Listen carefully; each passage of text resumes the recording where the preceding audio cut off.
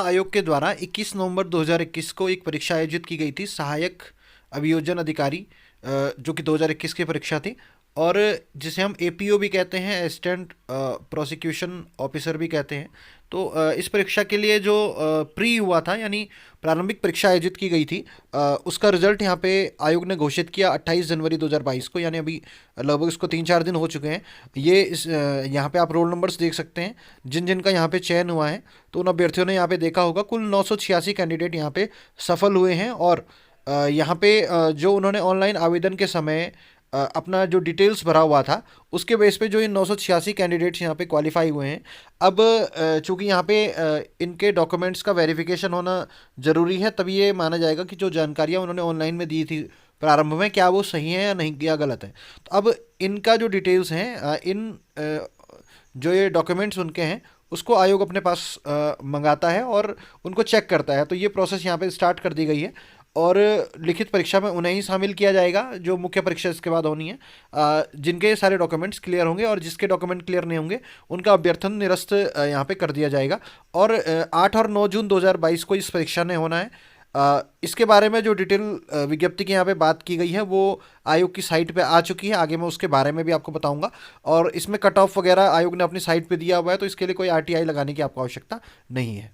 ये वो विज्ञप्ति है जिसमें कट ऑफ यहाँ पे जारी की गई थी, और आप देख सकते हैं यहाँ पे कितनी कट ऑफ यहाँ पे गई हुई है। एक बार मैं आपको बता देता हूँ, श्रेणी उपश्रेणीवार जो कट ऑफ यहाँ पे अनारक्षित की है, 124 गई हुई है।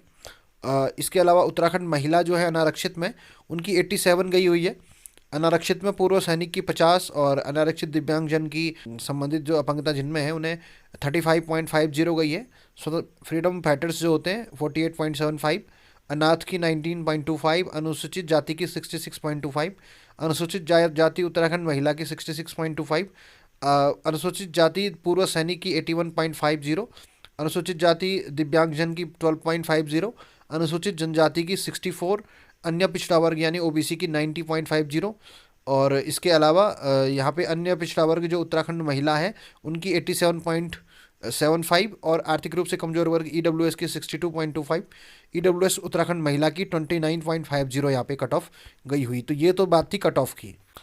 इसके अलावा यहाँ पे एक पीडीएफ आपको और मिलती है, जिसमें इस प्री एग्ज़ाम की रोल नंबर वाइज कैंडिडेट्स की लिस्ट दी गई है, जिसमें आप देख सकते हैं किस कैंडिडेट के कितने मार्क्स हैं। तो ये रोल नंबर वाइज ये पूरी की पूरी एक लिस्ट है, और 349 पेजेस की ये पूरी लिस्ट है। तो इसको आप चेक कर सकते हैं, और यदि आपने ये परीक्षा दी है, आपका चयन हुआ है या नहीं हुआ है, तो भी आप इसमें अपने रोल नंबर के हिसाब से अपने अंकों को यहाँ पे चेक कर सकते हैं, और देख सकते हैं कि आपने कितने अंक यहाँ पे प्राप्त किए। अब डॉक्यूमेंट वेरिफिकेशन की प्रक्रिया यहाँ पे प्रारंभ हो रही है, और इस प्रक्रिया के प्रारंभ होने के बाद में कई अभ्यर्थियों के प्रश्न यहाँ पे आ रहे थे कि किस तरीके से डॉक्यूमेंट वेरिफिकेशन होगा।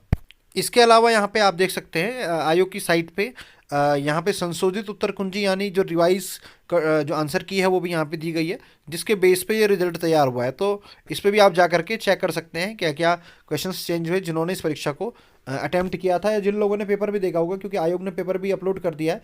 आप किसी अन्य परीक्षा की तैयारी कर रहे हैं आगे, तो जो प्रीलिम्स का जो पेपर होता है, क्योंकि आगे पीसीएस की परीक्षाएं भी होंगी, तो वहाँ पे भी उपयोगी साबित होगा।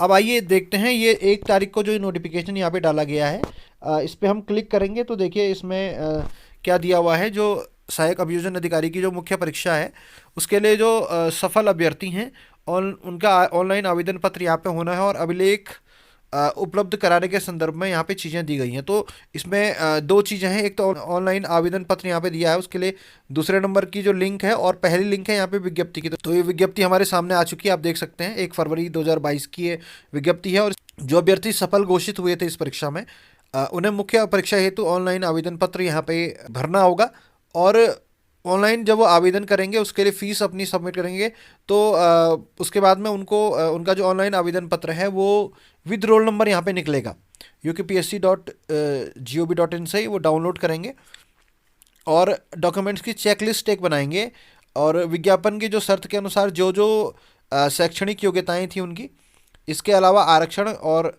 जो अदर अभिलेख थे, उनकी हस्ताक्षरित छायाप्रति उनको आयोग के कार्यालय में जमा कराना है। ये जो डॉक्यूमेंट्स जो होंगे, सारे के सारे डॉक्यूमेंट्स आपको सचिव उत्तराखंड लोक सेवा आयोग हरिद्वार के कार्यालय में डाक द्वारा या किसी अन्य माध्यम से जमा करना है, और इसकी जो लास्ट डेट है वो है 22 फरवरी 2022 शाम 6 बजे तक। निर्धारित तिथि के बाद में जो आवेदन पत्र इन्हें मिलेंगे तो उसे यहाँ पे स्वीकार नहीं किया जाएगा। डाक से इसके बारे में कोई अलग सूचना आपको नहीं आएगी कि आपको ये भेजना है। ये आयोग ने अपनी साइट पे ही ये चीज़ डाल दी है, तो आप लोग साइट का संज्ञान लेते रहे। और अभ्यर्थियों को यहाँ पे जो चेकलिस्ट है उसके अनुसार अपने अभिलेख प्रमाण पत्र की जो हस्ताक्षरित छाया प्रति है वो भलीभांति चेक करने के बाद ही आयोग को प्रेषित करनी है, तथा किसी भी दशा में जो अपूर्ण और अस्पष्ट अभिलेख होंगे उनको आपने भेजना नहीं है। ठीक है, तो यहाँ पे मुख्य परीक्षा का आयोजन 8 और 9 जून 2022 को होगा, जो कि परीक्षा भवन उत्तराखंड लोक सेवा आयोग हरिद्वार में किया जाएगा। तो अब यहाँ पे एक बात आती है चेकलिस्ट की। ये चेकलिस्ट क्या है मैं आपको यहाँ पे दिखाता हूँ। देखिए यहाँ पे ये पूरा डिटेल इसमें दिया गया है, क्या क्या डॉक्यूमेंट्स आपको यहाँ पे भेजने हैं। तो आप इतना समझ चुके होंगे कि क्या आपको करना है क्या नहीं करना है। ये सारे डॉक्यूमेंट्स आपको भेजने हैं। इनकी फोटोकॉपी आपको लगानी है। चेकलिस्ट के अकॉर्डिंग आपको उसको एक सीरियल में लगानी है। यहाँ पे ऊपर आपने अपना रोल नंबर लिखना है चेकलिस्ट में, और यहाँ पे बाकी जो सारी डिटेल्स आप भरेंगे, जो जो डॉक्यूमेंट आप लगा चुके हैं उन पे आप टिक करेंगे, और उसी सीरियल में उसी क्रम संख्या से आपने वो डॉक्यूमेंट अपना लगवाना है। ठीक है, उस डॉक्यूमेंट को जब आप लगा लेंगे फिर आपको ये आयोग को भेज देना है। ठीक है, तो ये पूरी डिटेल्स थी। अभी भी आपको यदि कोई कन्फ्यूज़न है तो आप कमेंट कीजिएगा। आपके आपत्ति को लेकर के मैं आगे और रिजॉल्विंग वीडियोस बनाऊंगा। और ये चेकलिस्ट अगर आपको समझ नहीं आती है और मुझे लगता है कि ये पूरा डिटेल है, तो एक बार मैं एक वीडियो इस चेकलिस्ट के ऊपर अलग से बनाऊंगा कि आपको कौन कौन से डॉक्यूमेंट्स यहाँ पे भेजने हैं, और डॉक्यूमेंट्स के बारे में भी हम डिटेल में बात करेंगे। तो उसके लिए मिलते हैं जल्दी एक नए वीडियो में। आप चैनल को सब्सक्राइब करना ना भूलें। बहुत बहुत धन्यवाद।